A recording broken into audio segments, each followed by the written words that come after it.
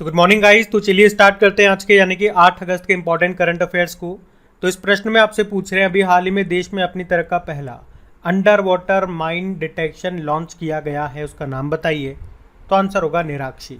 निराक्षी इसका अर्थ होता है पानी में आंखें, और इसे बनाया है कोलकाता स्थित युद्धपोत का निर्माण करने वाली company garden rich ship builders and engineers ने। तो ये एक स्वतंत्र अंडर वाटर व्हीकल है जो पानी के नीचे सुरंगों का पता लगाने के लिए डिज़ाइन किया गया है।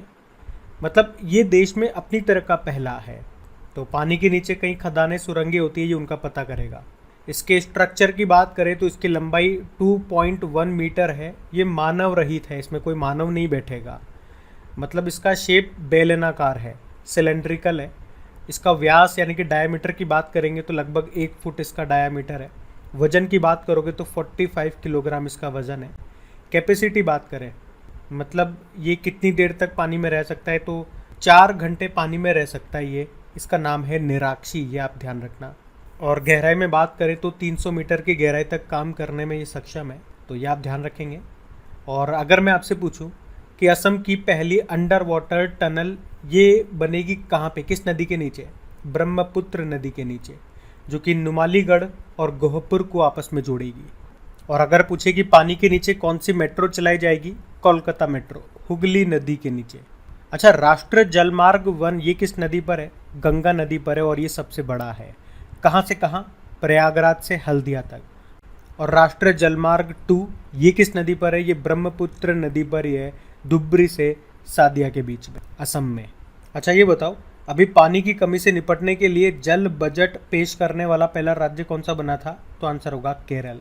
तो ये पॉइंट्स भी ध्यान रखना, बढ़ते हैं आगे। फिर बताइए, हाल ही में संविधान को पढ़ो और जियो नाम से एक अभियान ये कहाँ पे शुरू किया गया? तो आंसर होगा राजस्थान में। तो अभी राजस्थान के जो गवर्नर हैं कलराज मिश्र, उन्होंने राजभवन में संविधान को पढ़ो और जियो नाम से एक अभियान शुरू किया।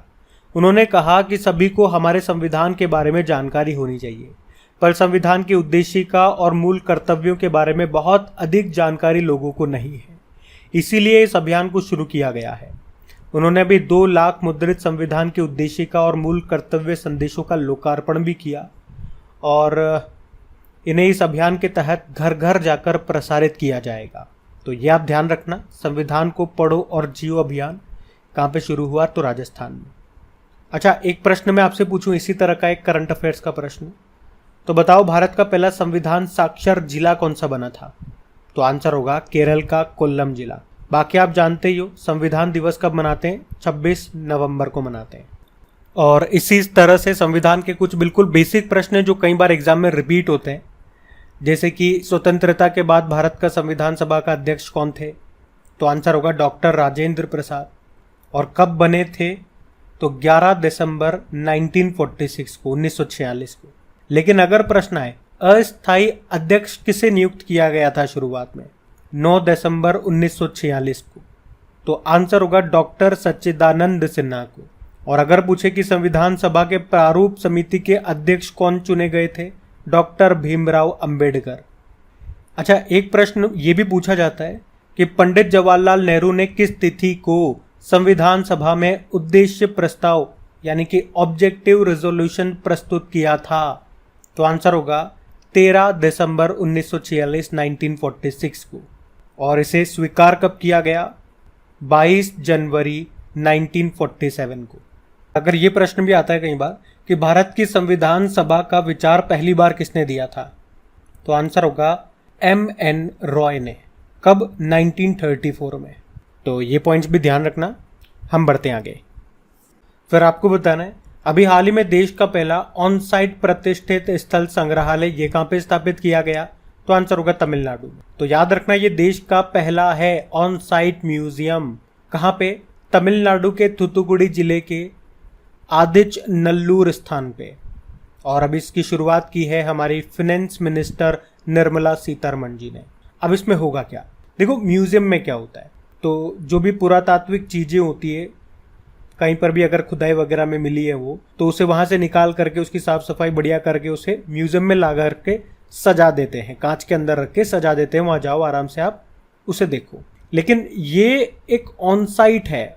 ऑन साइट मतलब समझ में आ रहा है? जैसे कि आप इंग्लिश मीडियम वालों को तो समझ में आ गया होगा, बाकी को अगर नहीं आ रहा तो ऐसे समझो, आप कोई भी जैसे प्रोडक्ट पंखा लेने गए, कूलर लेने गए, एसी लेने गए आजकल, तो वो नहीं कहता कि भैया 2 साल की ऑन साइट वारंटी है, 1 साल की ऑन साइट वारंटी है, मतलब आपके घर पे आकर के सर्विस करके जाएगा। तो यहाँ पे भी जो भी पुरातात्विक चीजें होंगी वो ऑन साइट आपको देखने को मिलेंगे, मतलब जहां से वो निकले वहीं पर ही आपको देखने को मिलेंगे। जिस अवस्था में वो, जैसे मिट्टी में कितने गड़े हुए हैं, कैसे फूटे हुए हैं, कैसे निकल रहे हैं, उसी स्थल पे, उसी ऑन साइट आपको देखने को मिलेंगे। जिस भी कंडीशन में वो चीजें अभी मौजूद है, जैसे कि प्राचीन मिट्टी के बर्तन हो गए, कलाकृतियां हो गई, कंकाल वगैरह, खुदाई में जो भी चीजें मिलती हैं वैसी ही कंडीशन में आपको देखने को मिलेगी। आप वहां देखने जाओगे तो वहां पे ऊपर से मोटा कांच लगा दिया जाएगा। भाई खुदाई करी होगी ना, खुदाई में तो मिलेंगी, खुदाई करी होंगी तो नीचे तो गड्ढा हो रहा होगा, ऊपर से कांच से पैक कर दिया जाएगा, उसे मोटा कांच लगा दिया जाएगा। आप आराम से उसके ऊपर चल करके नीचे आप देख सकते हो। मैंने फोटो भी लगा रखे हैं जिससे आपको चीजें समझ में आ रही होगी किस तरह से माहौल होगा देखने का, कि आप भी देख करके एक बार कह दोगे अरे वाह यार मजा आ गया, यार मजा आ गया। तो ये भारत में अपनी तरह का पहला है। कहां पर ध्यान रखना, तमिलनाडु में। अच्छा, अगर मैं आपसे पूछूं कि हड़प्पा सभ्यता का सबसे बड़ा संग्रहालय ये कहां पे खुला गया, तो आंसर होगा राखीगढ़ी, हरियाणा में।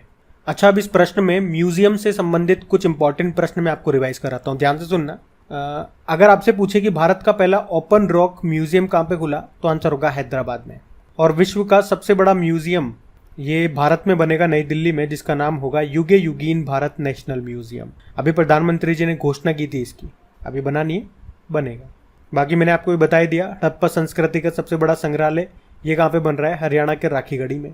अच्छा, इसरो ने किस नाम से अपना पहला वर्चुअल स्पेस म्यूजियम लॉन्च किया, स्पार्क नाम से। और देश का पहला फिश म्यूजियम बनेगा अरुणाचल प्रदेश में। जबकि भारतीय सेना देश का दूसरा पनडुब्बी संग्रहालय कहाँ पे बनाएगी, तो आंसर होगा पश्चिम बंगाल में। अच्छा, देश का पहला और विश्व का दूसरा इन्फेंट्री संग्रहालय का उद्घाटन कहाँ पे किया गया, इंदौर में। और प्रधानमंत्री जी ने बताओ कहां पर प्रधानमंत्री संग्रहालय का उद्घाटन किया था, नई दिल्ली में। अच्छा, भारत का पहला डिजिटल फूड म्यूजियम श्रमिक आंदोलन संग्रहालय कहां पे खुलेगा, तमिलनाडु के तंजावुर में। और भारत का पहला लेबर मूवमेंट म्यूजियम यानी कि श्रमिक आंदोलन संग्रहालय ये केरल के अल्लापूजा में खुला। वहीं भारत का पहला मैरीटाइम म्यूजियम समुद्री संग्रहालय कहां पे खुलेगा, गुजरात के लोथल में।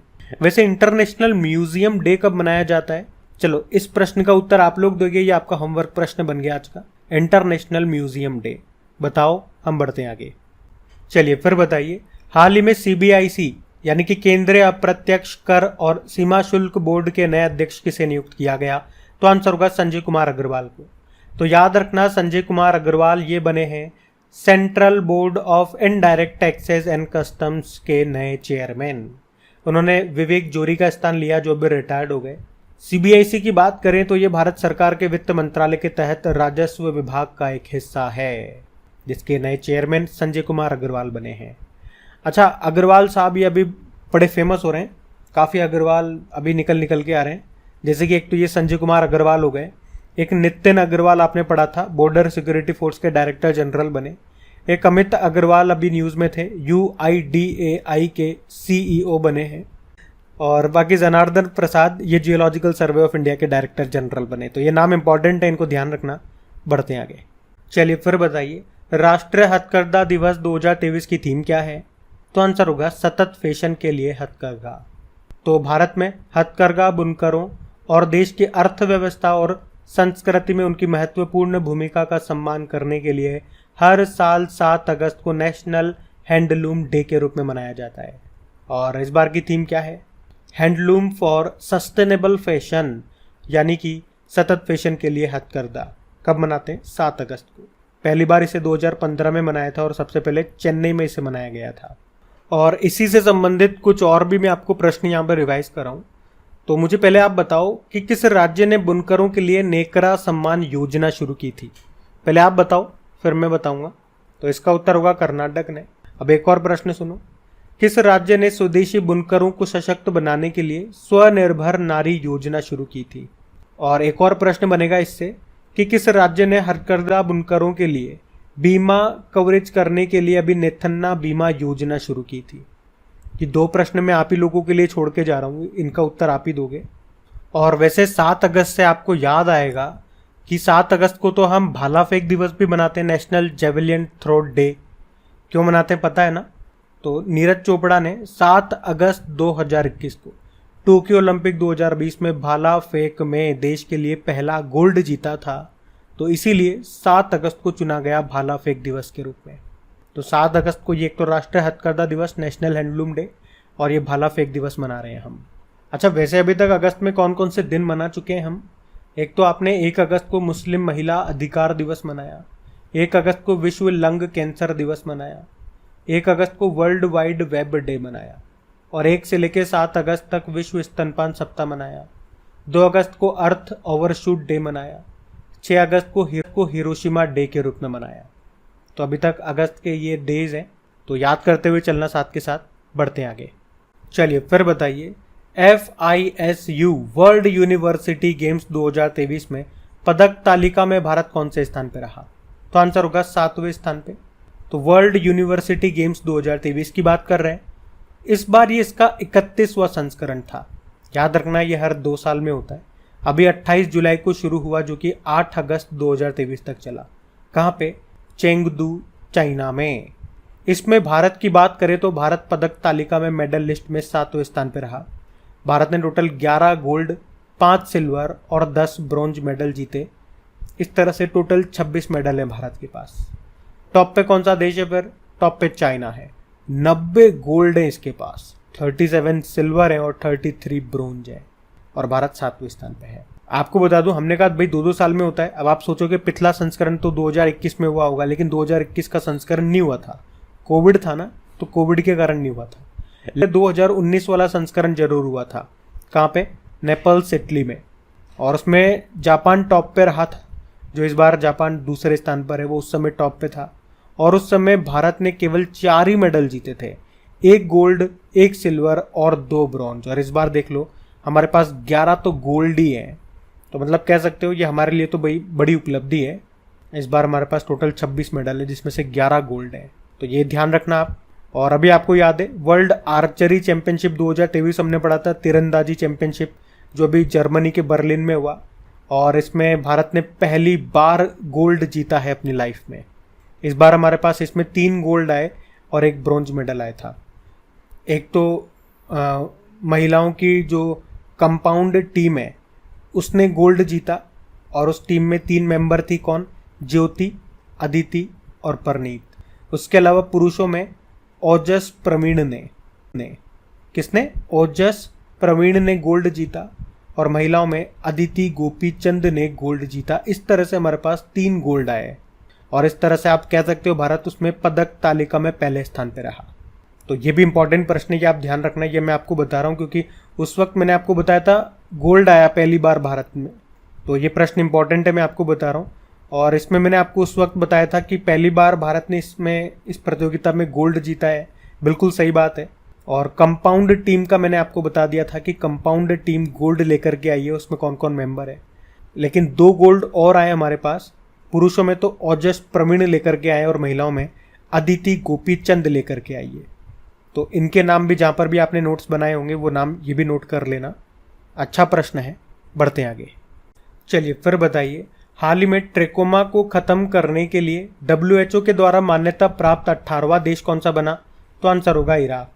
तो अभी WHO ने आधिकारिक रूप से इराक को ट्रेकोमा को सार्वजनिक स्वास्थ्य समस्या के रूप में सफलतापूर्वक नष्ट करने वाले 18वें देश के रूप में मान्यता दी है। साथ ही WHO यानी कि वर्ल्ड हेल्थ ऑर्गेनाइजेशन ने इराक को ग्लोबली नेग्लेक्टेड ट्रॉपिकल डिजीज को नष्ट करने वाले 50वें देश के रूप में भी स्वीकार किया है।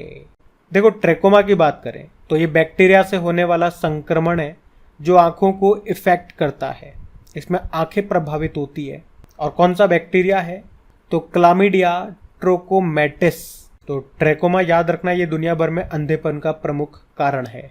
देखो, WHO की बात करें तो इसकी स्थापना होती है 7 अप्रैल 1948 में। इसीलिए 7 अप्रैल को आप वर्ल्ड हेल्थ डे भी मनाते हो। हेडक्वार्टर जेनेवा स्विट्जरलैंड में है, और डायरेक्टर जनरल है टेड्रोस अधानोम। और अभी टेड्रोस अधानोम इनको इंटरनेशनल ओलंपिक कमेटी के ओलंपिक ऑर्डर से भी सम्मानित किया गया था। और अभी WHO ने कोविड-19 और एमपॉक्स को वैश्विक बीमारी या महामारी को ग्लोबल हेल्थ इमरजेंसी से बाहर कर दिया। और अगर मैं आपसे पूछूं कि मलेरिया की पहली वैक्सीन कौन सी आई जिसको WHO ने मंजूरी दी, तो आंसर होगा मॉस्क्यूरिक्स। अच्छा, पहला टीका किसका आया था? चेचक रोग का टीका आया था जिसको किसने बनाया था? एडवर्ड जेनर ने, जिन्हें मेडिसिन का पहला नोबेल पुरस्कार भी मिला था। ये भी पॉइंट ध्यान रखना। बढ़ते आगे। फिर बताइए, हाल ही में भारत के गृह सचिव का कार्यकाल 1 साल के लिए बढ़ा दिया गया। नाम बताओ, उनका नाम क्या है? तो आंसर होगा अजय कुमार भल्ला। तो अजय कुमार भल्ला ये हमारे केंद्रीय गृह सचिव है, होम सेक्रेटरी हैं, और अभी इनका कार्यकाल 1 साल और बढ़ा दिया गया। तो उनका इस पद पर ये चौथा सेवा विस्तार है। वे 2019 में गृह सचिव बने थे। आपको पता है राजीव गौबा अभी कैबिनेट सेक्रेटरी हैं, ये इनका कार्यकाल अभी 1 साल के लिए फिर से बढ़ाया गया। और इस तरह से आप कह सकते हो कि इतिहास में सबसे लंबे समय तक कैबिनेट सचिव रहने वाले ये व्यक्ति होंगे जैसे ये कार्यकाल पूरा कर लेंगे। बाकी राकेश पाल अभी भारतीय तटरक्षक बल के डायरेक्टर जनरल बने 25वें नंबर के, और मनोज सिन्हा ये रेलवे सुरक्षा बल, रेलवे प्रोटेक्शन फोर्स के डायरेक्टर जनरल बने थे। तो ध्यान रखना, ये पॉइंट्स भी बढ़ते हैं आगे। चलिए फिर बताइए, अभी हाल ही में स्पोर्ट्स अथॉरिटी ऑफ इंडिया ने चीयर फॉर इंडिया अभियान के तहत किस नाम से एक शॉर्ट मूवी सीरीज शुरू की है? तो आंसर होगा हल्ला बोल। तो अभी स्पोर्ट्स अथॉरिटी ऑफ इंडिया ने चीयर फॉर इंडिया अभियान के तहत हल्ला बोल नाम से एक शॉर्ट मूवी सीरीज शुरू की है, जो एशियन गेम्स के लिए तैयारी कर रहे खिलाड़ियों की यात्रा पर आधारित है, ताकि उन्हें हांगजो चाइना में जो एशियन गेम्स होंगे उसके लिए प्रेरित किया जा सके और आगामी एशियन गेम्स के बारे में जागरूकता फैलाई जा सके। स्पोर्ट्स अथॉरिटी ऑफ इंडिया, इसको 1984 में भारत सरकार के युवा मामले और खेल मंत्रालय के द्वारा भारत में खेलों के विकास के लिए स्थापित किया गया था, स्पोर्ट्स अथॉरिटी ऑफ इंडिया को। तो ये ध्यान रखना। बढ़ते आगे। चलिए फिर बताइए, अभी अगस्त 2023 में किस राज्य ने पिछड़े वर्गों के लिए गुरु गोरखनाथ बोर्ड का गठन किया? तो आंसर होगा राजस्थान। तो अभी राजस्थान सरकार ने जोगी, योगी और नाथ समुदायों की समस्याओं और मुद्दों की पहचान करने के लिए गुरु गोरखनाथ बोर्ड का गठन किया। तो ये बोर्ड इन पिछड़े वर्गों को बुनियादी और आवश्यक सुविधाएं प्रदान करने के लिए प्राथमिक सर्वेक्षण रिपोर्ट के आधार पर राज्य सरकार को सुझाव भेजेगा। तो पहला प्रश्न आपसे पूछा था कि नासा के X-59 विमान को क्या उपनाम दिया गया? तो आंसर होगा सन ऑफ कॉनकॉर्ड। फिर आपसे पूछा राष्ट्रीय वयोश्री योजना का संबंध किससे है? वरिष्ठ दिव्यांगों से। फिर आपसे पूछा ओबीसी के उप वर्गीकरण आयोग की स्थापना ये कब की गई? 2 अक्टूबर 2017। फिर पूछा विवाद से विश्वास योजना 2 वित्त मंत्रालय के किस विभाग के द्वारा शुरू की गई? वह विभाग। फिर पूछा किस देश ने बाल्टिक सागर में ओशन शील्ड 2023 सैन्य अभ्यास ये शुरू किया? तो आंसर होगा रशिया ने। फिर पूछा अभी हिरोशिमा डे कब मनाया? 6 अगस्त को। फिर पूछा अभी हाल ही में राजमार्ग यात्रा एप्लीकेशन को किसने लॉन्च किया? National highways authority of India. और फिर पूछा इस साल के बुकर प्राइज के लिए किस भारतीय उपन्यास को लिस्ट में शामिल किया गया? तो आंसर होगा वेस्टर्न लैंड। और इसकी लेखक कौन है? चेतना मारू। फिर पूछा अभी उभरते बाजारों की सूची में मॉर्गन स्टैनली ने किस देश को सर्वोच्च स्थान दिया? भारत। और फिर पूछा कि भारत को किस देश से स्पाइक NLOS मिसाइल प्राप्त हुई? तो आंसर होगा इजराइल। तो अब हम कल के होमवर्क प्रश्न को देखते हैं और सेशन इन करते हैं। तो कल के वीडियो में आपसे पूछा था कि किसे बास्केटबॉल फेडरेशन ऑफ इंडिया का अध्यक्ष चुना गया?